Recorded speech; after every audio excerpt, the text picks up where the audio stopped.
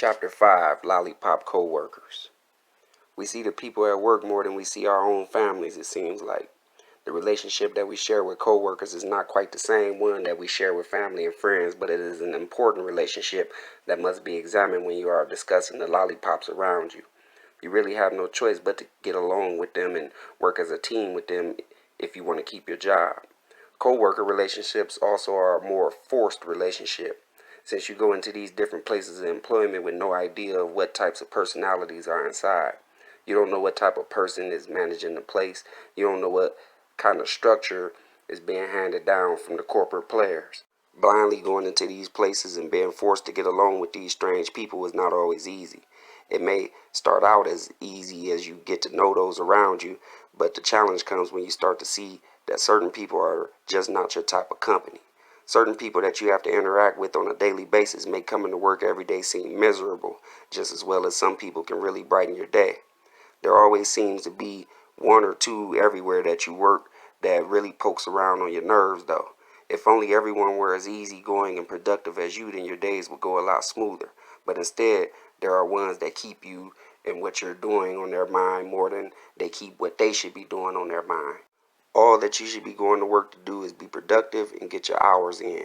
Unfortunately, the only way to be productive in most places is to be a team player with other employees. This is the only way to get the job done. You have to examine first off if you're a team player or not. Some people really aren't into working with people. If this is you, you either need to make your money from home or start figuring out how to become more of a people person. One thing about it, we can't escape people no matter what we do. You have to have an interaction with employers, employees, or customers, and in most cases, all of the above. Somebody has to pay you, or you have to get paid some way. It is your responsibility to strengthen your interpersonal skills. You will encounter people one way or the other. All of the encounters aren't the same, and some are easier to handle than others. You need to see what type suits you best. You could work fast food, and your people skills and your team skills have to be at an all-time high. This type of work demands the most skilled team players of all industries. You must work closely with managers, employees, and customers all at the same time. There is no getting around it. In a factory, you may only work closely with one to a handful of people in a day. This may be random people, though, on a day-to-day basis, causing you to wind up having some interaction with everybody on the shift eventually. Some will be easier to handle than others. Some will make your day good and fast, and some will make your day dreadful. It is ultimately up to you how you let people control your mood and your day. Other industries vary on how many people you have to interact and team up with to get the job done. But unless you are doing your own thing and making your own money, you must work with others to get something done. Dealing with these relationships, all that you need to focus on to ultimately get through your days the right way is reaching the objective. That is all that everyone employed is there to do. You don't have any obligation to anyone or the company to discuss anything but how to get the job done the correct way. The most productive and prosperous employees are always the ones that know what they are there to do and they do it. They understand why they have this area and that area, and they work together with others to bring these areas together and produce. No one needs to be concerned about what the next is doing unless it is affecting the production. Co-worker relationships involve assisting, reasoning, problem solving, interacting, and being timely. What one person does or doesn't do has a great effect on everyone. Some people think that just because they are in a need of a job and or money, that when they do get it, it's all about them. It's actually much deeper than just you when you join a company. It's deeper than what you'll be doing within that company. I appreciate when a prospective employer that is welcoming me into a company during the interview process introduces me to the rest of the team.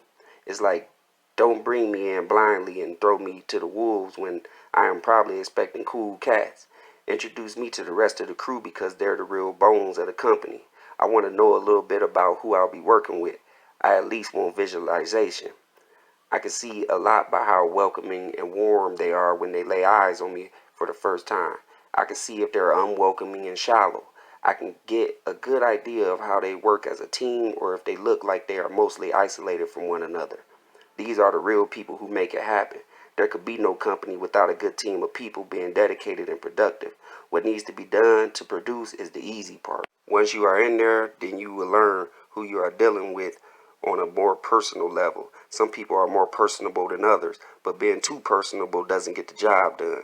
it can actually hinder your progress. I have been guilty of being too personable and allowing others to be too personable with me.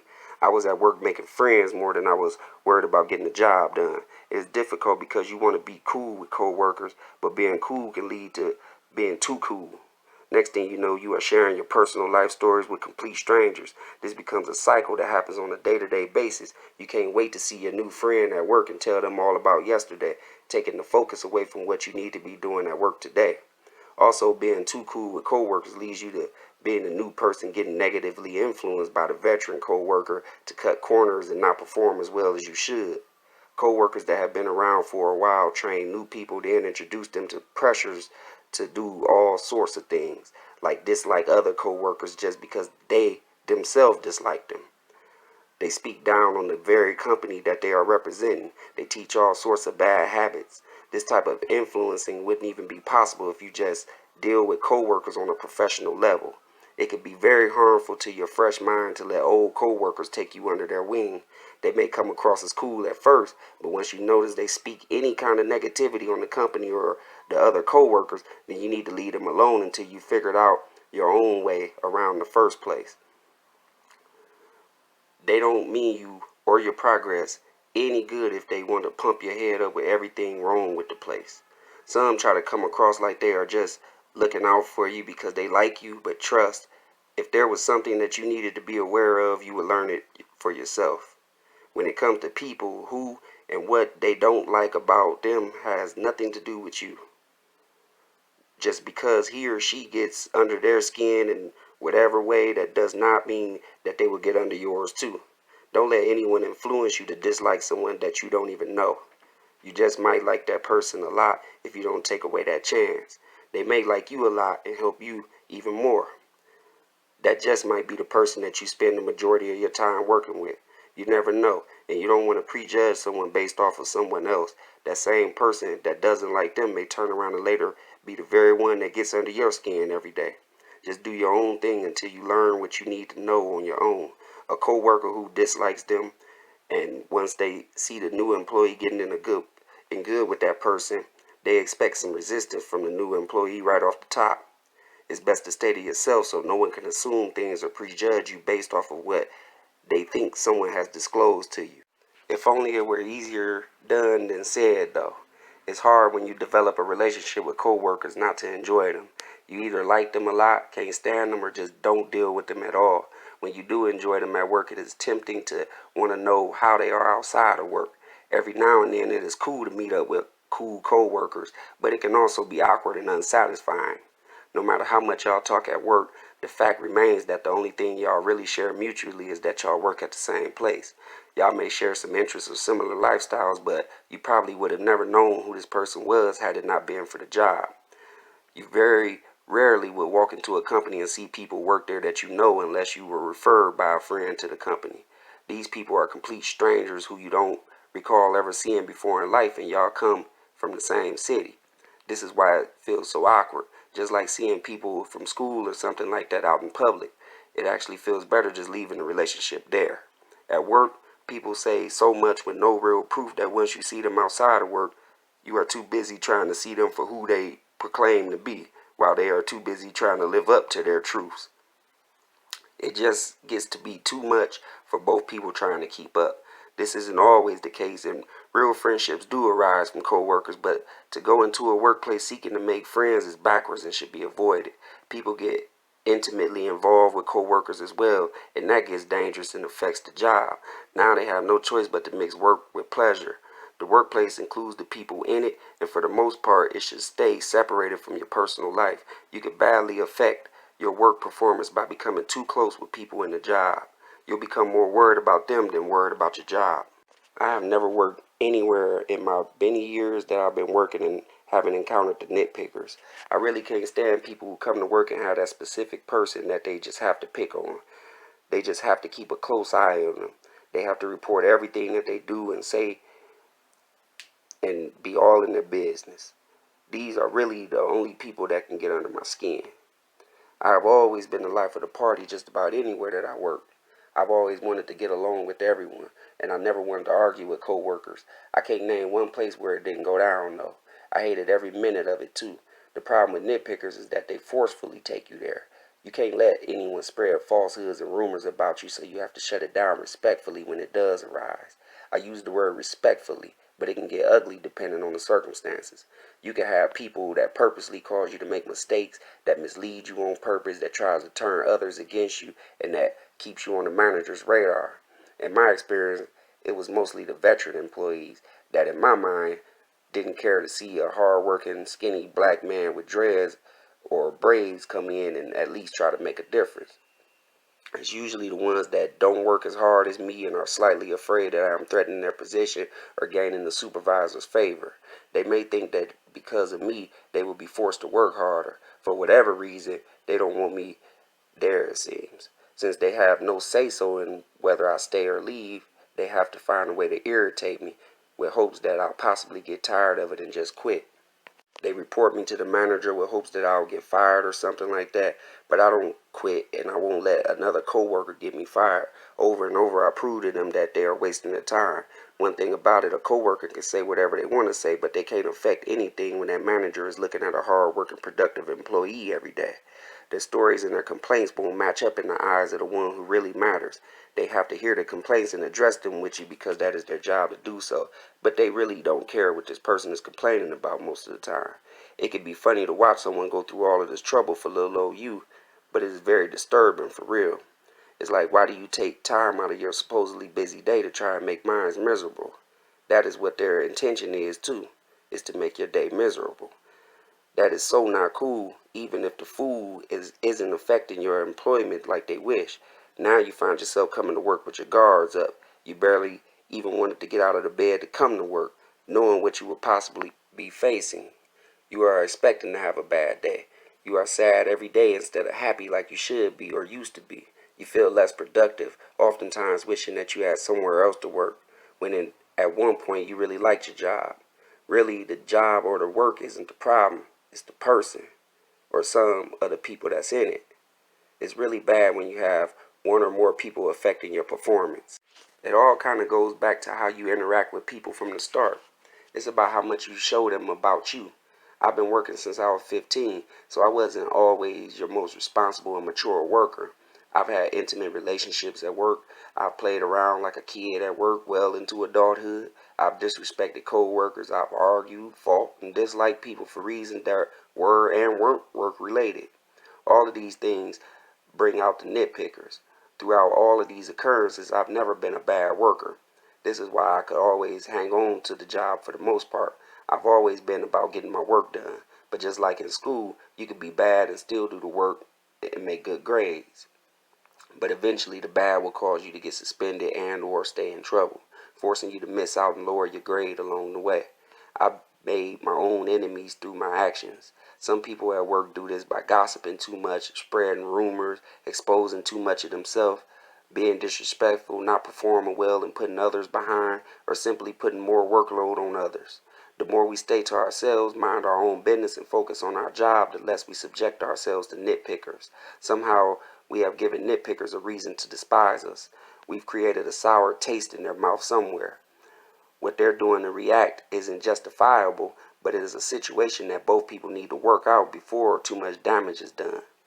If a nitpicker is just picking away and you are just getting angry and defending yourself, then neither is going to have an effective solution. Sometimes you can work it out with the manager, but if the underlying cause of the nitpicker bothering you is dislike of your character or personality, then that is something that they personally need to address and get over. Everything else can be addressed and worked out as long as you are willing to examine what you're doing to bother them, as well as attempt to make some sort of change. There's usually a reason for everything, and it's not just that they are picking on you for no reason. It just may not be a good reason either. Something like racism or etc.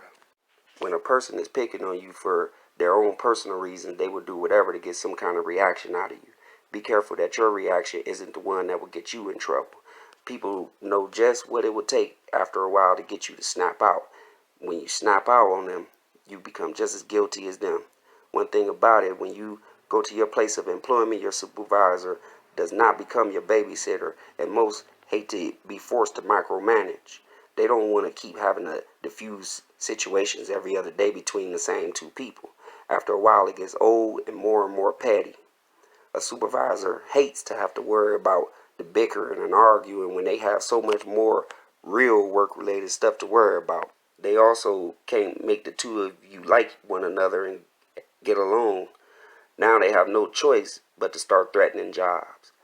This can make you really frustrated. Just when you have gotten used to what you were doing, now all of a sudden you may need to look for something else. But you have to try your best to not give up despite whatever is going on around you. Instead, respectfully approach the supervisor and not only explain what is going on, but explain why you think it's going on. You may have done this before with the other person involved or around, but remember how heated the moment was at that time. You were upset, they were upset, and the manager was upset. So many words were passed around to the point where no one could find the underlying problem or an effective solution. Then the two of you were thrown back out into the ring, fiercely awaiting the next attack. Now it's time for you to holler at the manager when nothing is going on. Don't miss that opportunity either. I never was the type to tattle, and I would let situations blow over, but I also should have taken the matters more seriously when I knew or felt there was an underlying problem that couldn't be resolved by simply being told to get along, go back to work, or else. The supervisor doesn't see or understand what is going on like you do. You have to say something. Otherwise, you let the nitpicker run you into the mud because they stay going to the supervisor talking bad about you and making you look stupid. Since you aren't saying anything, they can come back and pick on you, and it will automatically make you look like the aggressor. But they will eventually hang themselves. Once you make the manager aware, they will start to see it your way just like they seen it how the nitpicker was explaining it. It's not hard once you make them aware. Once the nitpicker isn't effective anymore, they start to back away from the job. They start causing their own self problems. When you were once being scolded, now you get the chance to see them get scolded. They won't like that one bit, and they will eventually be looking for their way out. You have to remain a good worker throughout whatever, and that will always prevail. Don't let anyone get under your skin. It isn't worth messing up your money for anybody. Doing these things is how you see someone who's been there for years vanish away. They have probably been so used to running new people off before that now they finally met their match. It is uncomfortable at first, but if you can't get the manager to move you and them apart, or you can't get away from them in any other way, just stay humble, happy, and productive, and they will eventually run themselves off. You can smile as they exit the building. In fact, try to take over the position that they left behind. Make sure to focus on doing it better than them, because while they were busy watching you, you were watching how to do the work that they do on the low. If you can always focus on setting the example of a good employee, you don't have to worry about too many problems. It's when you have other agendas within the company is when things start going south. If you really think about it, you don't really encounter interpersonal issues at work until you've grown somewhat comfortable and well aware at the job. Is when you start to let your personality loose and you start developing relationships. When you go to work to get the job done and go home, you have less problems. You have less people in your business. You have less haters, and you have less people that think they have you all figured out enough to judge you. You stay focused on your productivity, and people treat you like the good worker that you are. You can't be like the employee that goes to work looking for intimacy and or friendships. You can't be the one that is known for playing around. You can't be the company gossiper. You will have everyone talking behind your back. It's good to be fun to be around at times and funny to work with. It's cool to be positive and uplifting. These traits are what makes the day go by better for you and others. Just try not to overdo it. I know it's hard if you are a goofball like me, but you will really find out that you have to take the workplace much more seriously, or you will start developing the thought that the job is a playground. Setting a good example for the rest would be the employee that is always bright and positive. They have smiles on their faces that are contagious. They are to the beat and always are ready to produce. The person that is willing to teach and learn is another good example. They help everyone, including themselves, reach new levels and come up with better ways to produce more. The person that is motivated gives everyone around them more incentive to work harder and better. Everyone loves to see dedication in another. Sloppy and lazy people make others feel like they don't need to work hard. The motivated person makes working harder fun. Co-workers will have a strong desire to do all that they can. When you are grabbing the attention of the bosses, then you make others want to do the same. A good employee doesn't need a babysitter or his or her hand held. They take initiative. They are self-starters. They represent the company with pride, and they realize that working for a company is more than just getting a paycheck. You have to love what you do and do your best at it. Once you do these things, you have very little to worry about on the job.